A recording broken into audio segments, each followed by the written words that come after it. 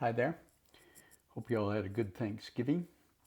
I had intended to continue our conversation about moral injuries amongst responders and healthcare workers, but given that it's a long Thanksgiving Day weekend, I thought I'd talk a little bit about gratitude and giving thanks.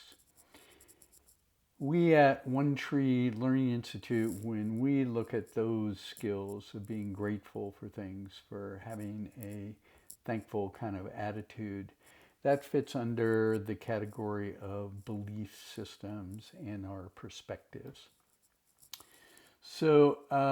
One of the things I know, and there's a ton of research on this, um, practically from every major university in this country and in other countries around the world, about what happens when we are grateful and when we have a mindset of being thankful for things.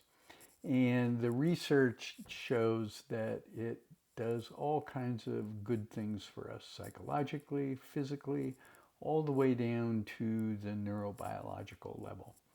Um, so it pumps out all those happy drugs, I guess is one way you can think of it. So, what are some of the things you can do on a practical level to practice gratitude?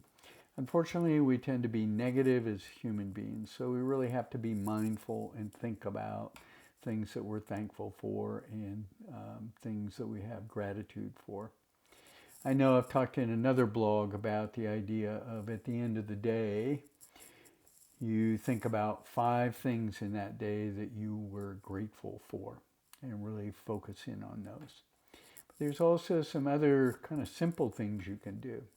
So, for example, during a shift or after a shift, thanking the people that you worked with and the effort that you put into saving lives. The other is to thank your family. I mean, they send you out the door and they live with the stress of you going into a dangerous environment. The other, and this is often hard for responders and healthcare people to do, but you ought to thank yourself and be grateful for yourself and your commitment and your grit, especially in this time of COVID. And on that note, I'd like to thank you too for your effort, for your for your grit, your willingness to go out and take on this pandemic and all the other things associated with it. So with that, I will see you next week. All right, be well.